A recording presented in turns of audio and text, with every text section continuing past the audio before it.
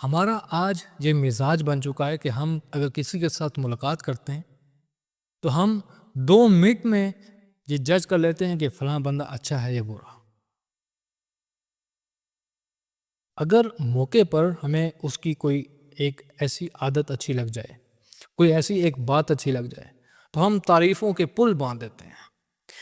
تعریفیں کرتے کرتے کرتے کرتے اتنا آگے چلے جاتے ہیں کہ پھر دوبارہ پیچھے مڑ کے آنا ہمارے لیے مسئلہ بن جاتا ہے.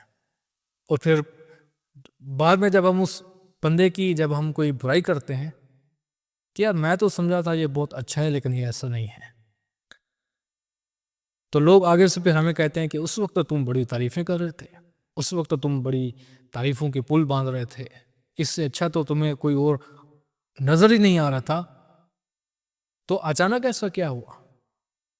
اسی طرح سے برے شخص کے بارے میں بھی ہے.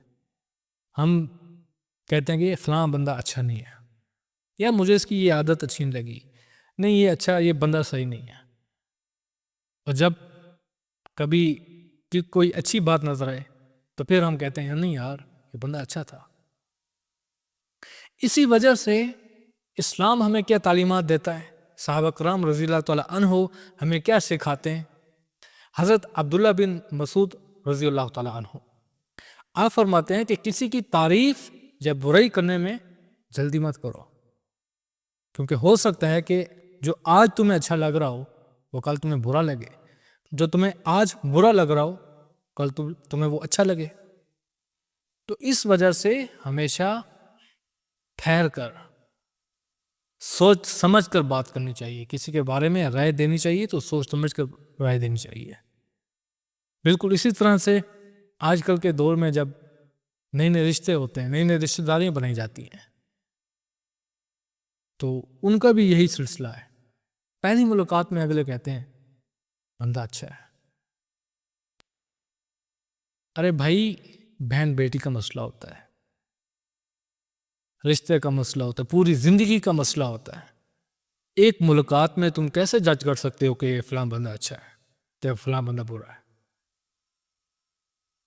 رشتہ کرنے میں بھی صبر و تحمل سے کام لینا چاہیے، اچھے طریقے سے سوچ سمجھ کر فیصلہ کرنا چاہیے کہ یہ پوری زندگی کا مسئلہ ہوتا ہے.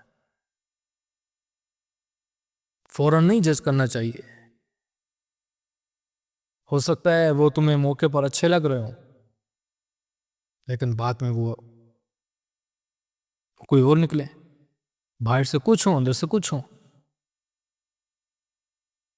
تو کوشش کیا کریں کہ جہاں پر آپ لوگ اپنی بہن بیٹی کا کہیں رشتہ کرنا چاہ رہے ہوں یا کہیں سے کوئی رشتہ آیا ہو تو اچھی طرح سے ایک دوسرے سے ملاقاتیں کریں، ملیں، دیکھیں، ماحول کو دیکھیں. ٹھیک ہے کہ یہ ہمارے جیسا ان کا ماحول ہے یا نہیں ہے، یہ ان کے یہ جو معاملات ہیں یہ کیسے ہیں. تو یہ ایک پوری زندگی کا مسئلہ ہوتا ہے. اکثر ایسے ہوتا ہے کہ موقع پر انسان اچھے دکھائی دیتے ہیں لیکن جب شادی وغیرہ ہو جاتی ہے تو پھر مہینہ دو بعد چاہے چند مہینوں کے بعد اصلیت جب سامنے آتی ہے تو انسان ایک ایسے موڑ پر کھڑا ہو جاتا ہے کہ اس کو فیصلہ کرنا مشکل ہو جاتا ہے کہ اب میں کیا کروں.